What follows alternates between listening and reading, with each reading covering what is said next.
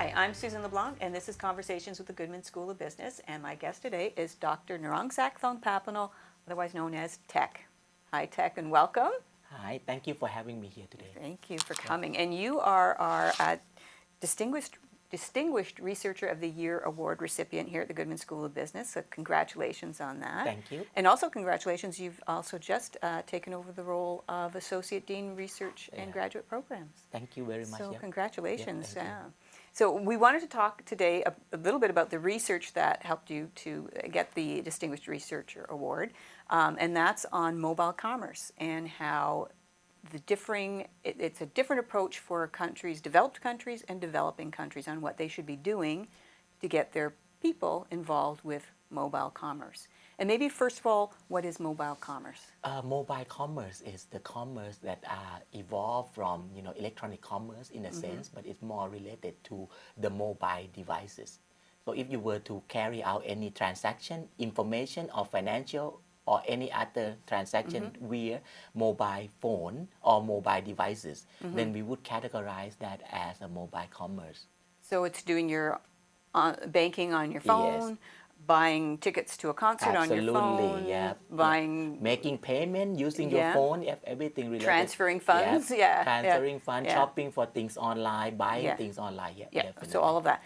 And so you found that there's a difference between developed countries like the U.S., Australia, and emerging countries.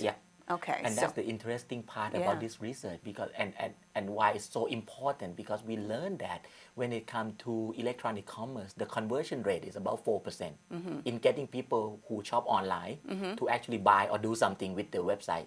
But when it comes to mobile commerce, even though everybody more or less own a smartphone, the conversion rate right now, as reported in 2017, is only about 1.4%. Really? So people still aren't using their phones? For whatever reason. Really? And that's what got us started in trying to understand why don't people do more of the mobile commerce when it's so prevalent. That's interesting, because you would think everybody's on their phones all the time. You think, and we also get to the point where we say, yes, and we have to think along the line of the one-size-fits-all approach of marketing strategy, of trying to come up with the same strategy for mobile commerce in different countries. That may not be the right approach also, based on what we learned from other studies.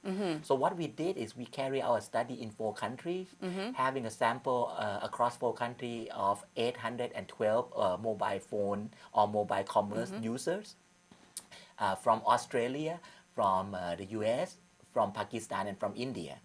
What we found is very interesting in terms of how habit and ubiquity play out in these 2 different groups. When it comes to habit, the habit play an important role in the developed country, US and Australia. But habit play very little role in the case of Pakistan and also India. So that's very important. That's very important for us. So the developed countries are better off to have, because people there want it to be a habit.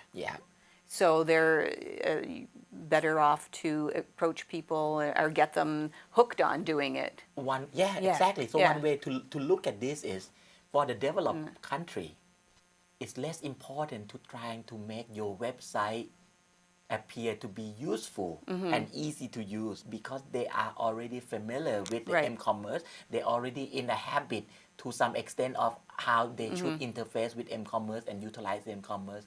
But more important for m-retailer or mobile retailers is to try to get them into the habit of either visiting the site or doing something on the site that may not actually be related to transaction. It just so gets them. Get them into the habit of visiting. Get them into the habit of familiarizing with the. So contests. Exactly. Promotion contests, getting people to visit. But when it comes to the developing country, Pakistan and India, the habit part has not yet been formulated. So it's important, fundamentally important, for you to make sure that the mobile commerce or the mobile page is very easy to use, very communicate to the user that if they were to use it, they're going to benefit a lot from it. So the utility part play a big role. And so in the developed countries, it's make it a habit, and in the developing countries. It's make it Easy to use or make Yeah. people feel that if they were to start using it, they will Yeah. benefit a lot from it. Right. And this whole concept of habit and ubiquity is not new. Right. However, in this context of mobile commerce, and when we actually apply both of them in the same study, and we see the trade-off between habit and ubiquity, this is quite new to Right. the marketing discipline. So it boils down to, as usual with marketing, know your market. Know your market and don't treat everybody the Same same way. Yeah, exactly. Well, I think on that note, we'll tie it up here. That's great. Congratulations again on the award and on taking over the position of Associate Dean. And thank you for coming by and letting us know about mobile commerce. Thank you, Susan. Thank you. And thank you for dropping by and listening to us. And hopefully we'll chat soon.